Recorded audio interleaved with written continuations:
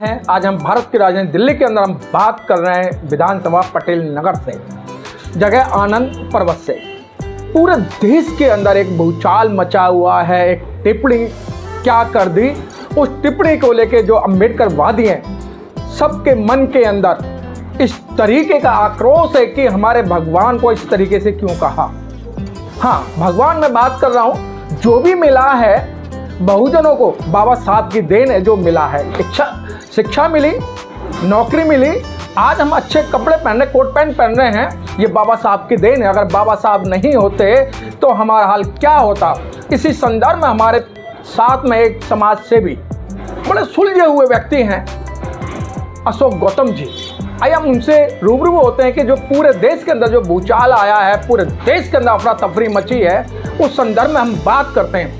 अशोक गौतम जी, आपका nation news India channel में आपका हार्दिक धन्यवाद, अभिनंदन, स्वागत है। बहुत बहुत धन्यवाद आपका। आप मेरे जैसे एक छोटे से सामान्य सामाजिक और राजनीतिक कार्यकर्ता के साथ आप मिलने, अपनी बात को रखने और मेरी बात को सुनने आए, आपका बहुत बहुत धन्यवाद। अशोक जी, मुझे विश्वसनीय सूत्रों से ज्ञात हुआ है कि आप एक अम्बेडकरवादी हैं। बेशक आपने भगवा पहन रखा है, लेकिन बाबा साहब को बहुत बड़े पैमाने में मानते हैं। तो जिस तरीके से पूरे देश के अंदर ये बाबा साहब को जो टिप्पणी की गई है कि एक अम्बेडकर एक चलन बन गया है, और अम्बेडकर जय भीम का नारा लगाकर अगर इतनी आस्था अगर भगवान में करते तो 7 जन्मों तक आपको स्वर्ग मिल जाता। क्या आपको डॉक्टर अम्बेडकर की वजह से स्वर्ग नहीं मिला है? देखिए, हम दलितों की, अनुसूचित जाति वर्ग के लोगों की कण कण में और साथ ही साथ खून की एक एक बूंद में बाबा साहिब डॉक्टर भीमराव अंबेडकर हमारे शरीर में विद्यमान है। और जब तक, मैं कहना चाहता हूँ, जब तक सूरज का प्रकाश रहेगा, धरती पर जीवन रहेगा, तब तक बाबा साहिब डॉक्टर भीमराव अंबेडकर जी का नाम रहेगा इस धरती पर। और साथ ही साथ जिस तरीके की बात अभी आपने प्रारंभ की, ये सब विपक्षी पार्टियां जो लगातार ये देश को स्थिर करने के लिए जो भी काम कर रहे हैं, और वो बयानों को, जो हमारे देश के गृह मंत्री अमित शाह जी के बयानों को काट छाँट कर, और साथ ही साथ उनकी वीडियो के साथ जिस तरीके की छेड़छाड़ कर कर और देश के अंदर हमारे अनुसूचित जाति वर्ग, बहुजन समाज के वर्गों के बीच में एक भ्रम, एक रोष पैदा कर रहे हैं, आक्रोश पैदा कर रहे हैं, ये निंदनीय है। इसकी जितनी भी कड़े शब्दों में निंदा की जाए, ऐसी पार्टियों की उतनी कम है। और अशोक जी, आप कह रहे हैं कि अमित शाह के जो उन्होंने शब्द बोले हैं, उन्हें तोड़ मरोड़ कर दिया गया है। सर, ये पूरी दुनिया देख रही है, संसद भवन के अंदर अम्बेडकर का अपमान किया है, और आप ऐसी बात कह रहे हैं कि तोड़ मरोड़ करके दिया है। देखिए, मैं आपको बताना चाहता हूँ, जो लोग जिन्होंने बाबा साहिब डॉक्टर भीमराव अंबेडकर जी का उनके जीते जी सम्मान नहीं दिया, वो बात कर रहे हैं अपमान की। मैं बताना चाहता हूँ आपको और आपके चैनल को कि जिस तरीके से बाबा साहिब डॉक्टर अंबेडकर जी ने, जब वो देश के प्रथम कानून मंत्री थे, संविधान निर्माता के रूप में जिन्होंने देश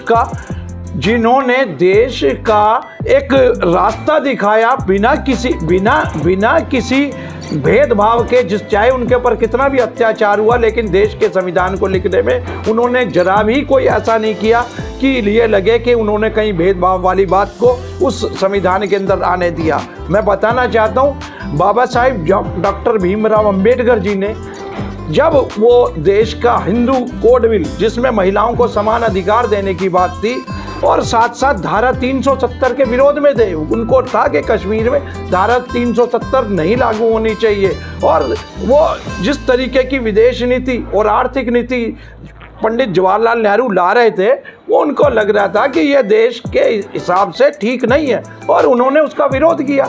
और विरोध के बावजूद उन्होंने पंडित जवाहरलाल नेहरू को बताया भी कि मैं आपकी नीतियों से सहमत नहीं हूँ और मैं इस्तीफा दूंगा अगर आपने मेरी बातों को ध्यान नहीं दिया। और उसके बाद पंडित जवाहरलाल नेहरू जी का शब्द हैं, ये मेरे शब्द नहीं है, भारतीय जनता पार्टी के शब्द नहीं है, उन्होंने कहा आपके इस्तीफा देने से मुझे कोई नहीं फर्क पड़ता।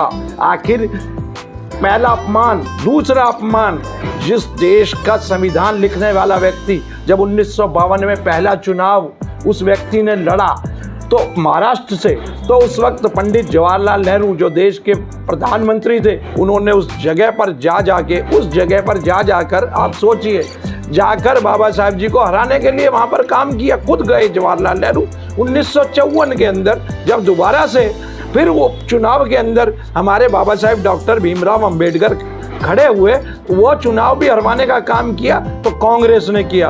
और सबसे बड़ी बात मैं पूरे देश को बताना चाहता हूँ कि ये बाबा साहब डॉक्टर भीमराव अंबेडकर जिन्होंने भारत का संविधान लिखा, उनको भारत रत्न देने के अंदर 34 वर्ष से भी ज़्यादा समय लगा। और 34 वर्ष भी किसने दिया? वीपी सिंह जी की सरकार थी, भारतीय जनता पार्टी का उसके अंदर समर्थन था, तब बाबा साहब डॉक्टर भीमराव अंबेडकर जी को भारत रत्न दिया गया। और जीते जी संविधान, जो राजीव गांधी थे, राजीव गांधी जीते जी भारत रत्न ले गए।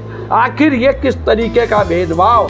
एक व्यक्ति जिसने देश का संविधान लिखा, जो भारत के प्रथम कानून मंत्री बने, दलितों के हृदय सम्राट, और उनको भारत रत्न देने में 34 वर्ष लग गए।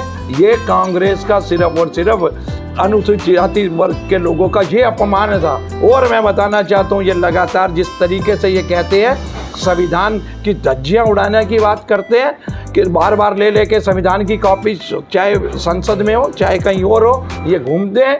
मैं पूछना चाहता हूँ, संविधान का अपमान कब हुआ? संविधान का अपमान हुआ जब देश के अंदर इमरजेंसी लागू हुई, तब संविधान की धज्जियां उड़ाई, संविधान को तार तार किया गया। शाहबानो केस था, शाहबानो में सुप्रीम कोर्ट ने फैसला दिया, सुप्रीम कोर्ट ने फैसले के उलट वो लोकसभा के अंदर, संसद के अंदर पास करके उसको सुप्रीम कोर्ट के फैसले को उल्टा गया। ये है। और तीसरा और बता देता हूँ, एक और उदाहरण, जब राहुल गांधी ने, जब संसद के अंदर एक बिल पास हुआ था, वो बिल पास हुआ और उसके बाद उस विधेयक को उन्होंने प्रेस मीडिया के अंदर फाड़ा था। ये है संविधान का उल्लंघन। अशोक जी, बीजेपी की मानसिकता बन गई है, आप जैसे लोगों की मानसिकता बन गई है। वो मानसिकता क्या बन गई है?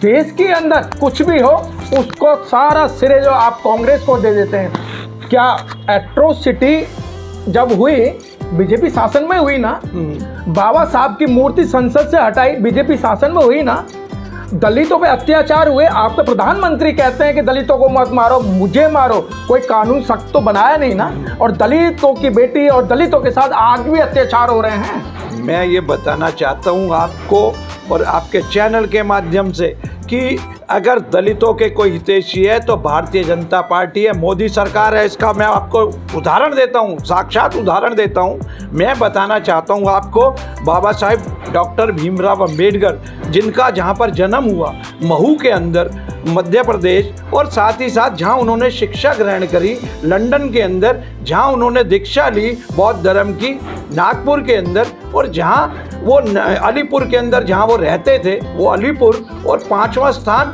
जहाँ पर उनका अंतिम संस्कार हुआ चैतन्य भूमि बम्बई के अंदर। ये 5 तीर्थ बनाने का कोई काम यदि किसी ने किया तो मोदी सरकार, भारतीय जनता पार्टी की सरकार ने किया, एनडीए सरकार ने किया। मैं पूछना चाहता हूँ उस कांग्रेस के भ्रष्ट लोगों से कि क्या आपको रोक दिया गया था?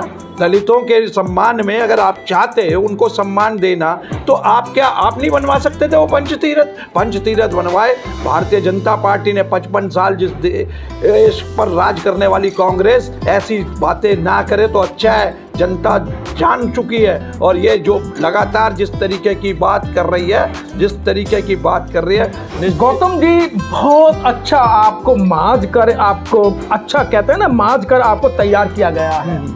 क्या आपको नहीं लगता है कि बाबा साहब का जितना बड़ा अपमान बीजेपी कर रही है? और अभी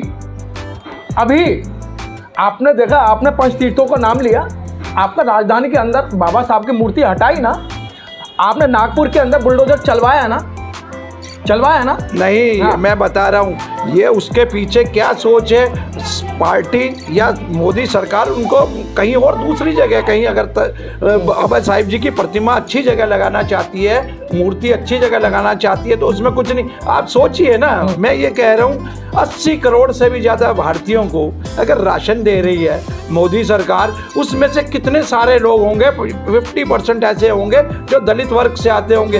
11 करोड़ से भी ज़्यादा उज्ज्वला योजना, रोजगार उज्ज्वला योजना तो आप क्यों दे रहे हैं? आप पढ़े लिखे इंजीनियरों से चाय बनवा रहे हैं, पढ़े लिखे लोगों से ये आप पकोड़े तलवा रहे हैं, पढ़े लिखे डॉक्टरों से आप जो है मतलब इस तरीके से काम करा रहे हैं। देखिए, काम कोई नौकरियां आपने छीन ली। देखिए, काम कोई भी बुरा नहीं होता। जो भी व्यक्ति काम कर रहे हैं अपने परिवार के पालन पोषण के लिए, वो किसी भी तरीके का काम मिले, उससे देश के विकास में उसका भी महत्वपूर्ण योगदान है। और दूसरा, रही बात इस चीज की कि कारोबार अगर चाहे तो पकोड़े तलने का हो, चाहे चाय का हो, अगर उस व्यवसाय में बहुत अच्छी बात अशोक गौतम जी, बहुत अच्छी बात आपने कही कि व्यवसाय है तो पढ़ाने की जरूरत नहीं है बच्चों को। नहीं, और नहीं। दूसरा, आपका तो मानना है गले में माला विचारों पे ताला बीजेपी का चल रहा है। बाबा साहब की गले में माला तो डालो, लेकिन उनके विचारों पे ताला कर दो। देखिए, उनके विचारों को ही सहमत होते। अगर 3 करोड़ जैसे ज्यादा पक्के मकान दिए गए होंगे तो मैं निश्चित तौर पर कहना चाहता हूँ 2 करोड़ से भी ज्यादा हमारे दलित परिवार होंगे। अगर किसी के घर में शौचालय नहीं होगा तो दलित परिवार के घर में शौचालय नहीं होगा। और शौचालय अगर 10 करोड़ से भी ज्यादा शौचालय बनवाए तो किसको लाभ मिला? हमारी बहन बेटियों की इज्जत की बात थी, उनको लाभ मिला। आप ये क्यों नहीं समझते? जो अंतिम पंक्ति के अंदर अंतिम व्यक्ति खड़ा है उसको लाभ देने का काम ये मोदी सरकार कर रही है। इससे पहले आखिर दूसरी सरकारों ने क्या काम किया उस पर भी तो चर्चा करें। और ये तो काम नजर आ रहा है। आप थे अशोक गौतम जी, जिन्होंने बीजेपी की सारी खासियतों को बताया, और इन्होंने ये भी बताया कि बाबा साहब को जो सम्मान दिया है और जो पंचतीर्थ यात्रा तीर्थ स्थल जो बनाए हैं वो बीजेपी की देन है। आगे फिर मिलेंगे समाज सेवी बाबा साहब को लेकर नए विचारों के साथ।